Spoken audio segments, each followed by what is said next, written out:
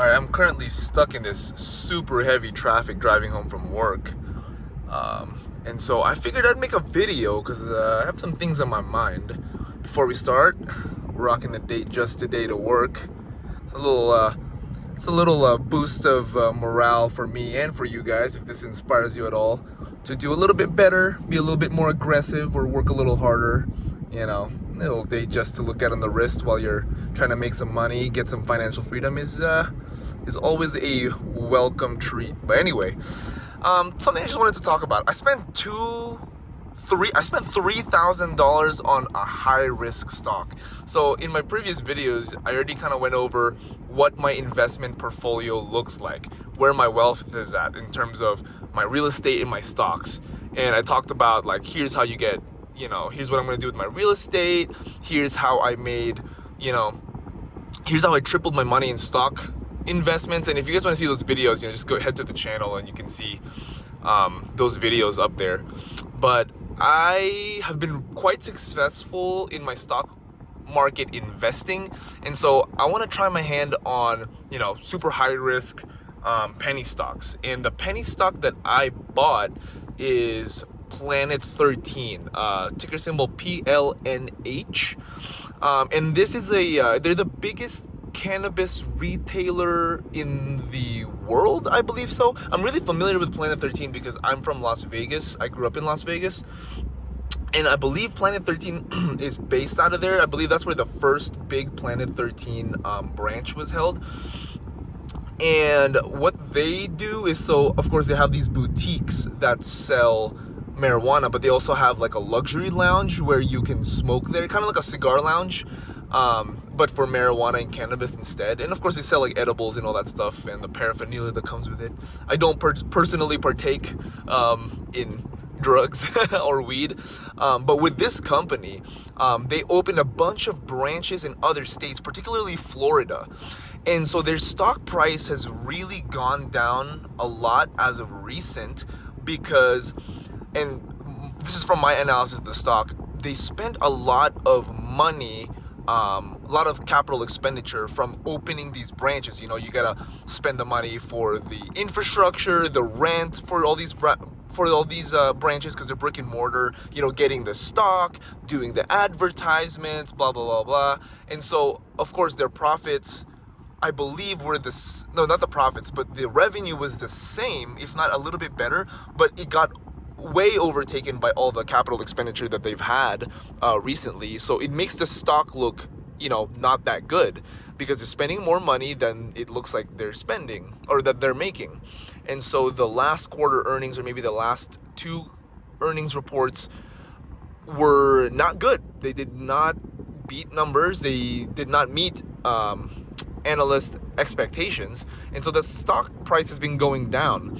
And so when I saw this, I did my analysis of the stock, factoring in all the things that I just talked about, and I was like, you know what, there's some potential here, because what's gonna happen when we're gonna see the revenue from all the new branches start coming in, right? Because they're not going to be, the capital expenditure is going to be lower because they already spent the money to open these branches. And it doesn't look like they're going to do a lot more in terms of opening branches. It looks like they had this like really big growth period where they just wanted to open branches, spend the money, invest the money.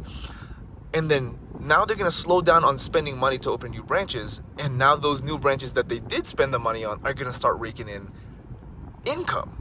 So what's going to happen then with analyst expectations? Coupled with that, since they've been kind of not meeting expectations from the analyst expectations are going to be adjusted down, because now that analysts are thinking, oh, these people never meet these numbers, they're probably going to meet these lower numbers. Well, if the numbers are set to be better, but the expectations are low, what's going to happen when the next quarter or the next 2, 3, 4 quarter earnings reports come in? There's a high chance that Planet 13 as a company are gonna beat, if not demolish, the expectations. And so I'm betting my money, specifically $3,000 of it, that they are going to do what I just said. And the stock price that I got in, I bought a couple of 0.25, I'm talking 25 cents. So I bought some at 0.25, bought some at 0.23, and I bought some at 0.21. I've seen it go as low as 0.2038, but I didn't have any more money left to invest that I've allocated for these kinds of investments because it's just too risky, right? Like 3,000 is all I'm gonna put into this thing, which is like minute compared to my entire stock portfolio, as well as like the positions I have in much larger and much more stable and trustworthy companies. But yeah, that's a $3,000 bet that I'm making. I think I could probably 2, 3, 5x my money if Planet 13 actually comes through and my expectations and my analysis come true, which was what I just talked about. So yeah, that's my this is gonna be, would I say this is my first penny stock experience? No, but it's definitely my first real amount of money that I've put into something like this. Previously, another kind of like penny stock opportunity that I've put my money into is for the stock FUBO, ticker symbol FUBO, and they are a streaming service that's particularly focused on sports. I believe they are the most all-encompassing sports streamer that is available in the market right now, in terms of like they have every sport, college, professional, international, even like the weird sports that nobody watches, like cricket or whatever in the US. And so I got into FUBO at like $1.38. I think I put in maybe like 12 or 1,500 bucks in that. And since I put in that money to FUBO, this was probably about a year and a half ago, they had this huge litigation with Walt Disney. I believe FUBO was suing Walt Disney because Walt Disney was exercising some kind of like monopoly type practice in terms of Walt Disney owning ESPN, so they were kind of monopolizing streaming for the particular sports that ESPN had a contract with. And FUBO saying, oh, that's monopoly practice, you can't do that. And, everyone was expecting FUBO to get demolished because FUBO is a tiny little baby company going against the Goliath Disney company. Like, how are you going to beat that? But miraculously, I think FUBO didn't end up winning, but it ended up becoming a settlement where, to just appease this whole situation, and this is a really, really simplified way of putting what happened with the situation, is that to appease the situation, Disney is going to have to absorb, aka buy out, FUBO. Don't quote me on this, but I believe this is what's going to happen. So we are in the process right now of FUBO getting I don't want to say not bought out. There's another term for that, where acquired. FUBO is gonna get acquired by Disney to be part of their company.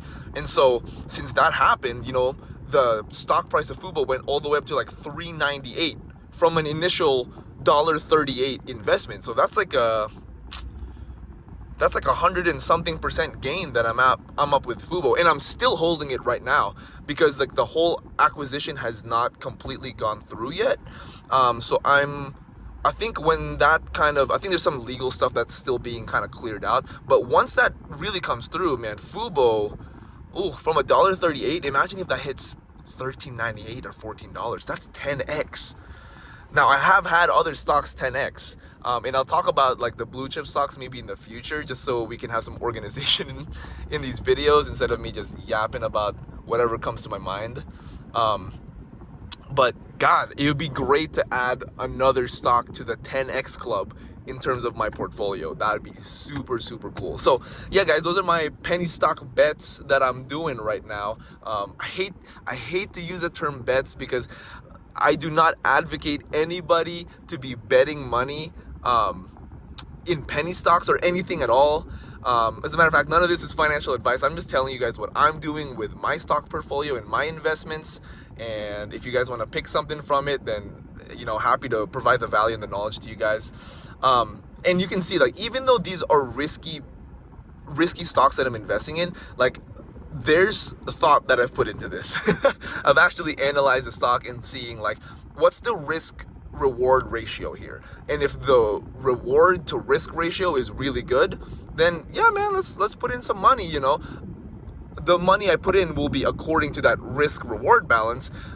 That's why I would put $10,000 in Meta and only $3,000 in Planet 13, because I mean, golly, it's a freaking 21-cent stock today or something like that. So guys, you know, do your due diligence. Make sure you analyze the stocks. Make sure you learn how to analyze stocks. If you guys kind of want to hear what I do to analyze my stocks and how I got a 300%, you know, of my original stock investment gain with my whole portfolio, you guys can watch my other stock video that I posted recently. But yeah, guys, like and subscribe. I'll be posting more stuff about finance and general things that I'm into in terms of like cars, watches, hence the Rolex. And comment down below what you guys want to hear me talk about, and I would be happy to make that video for you guys. All right, otherwise, take care.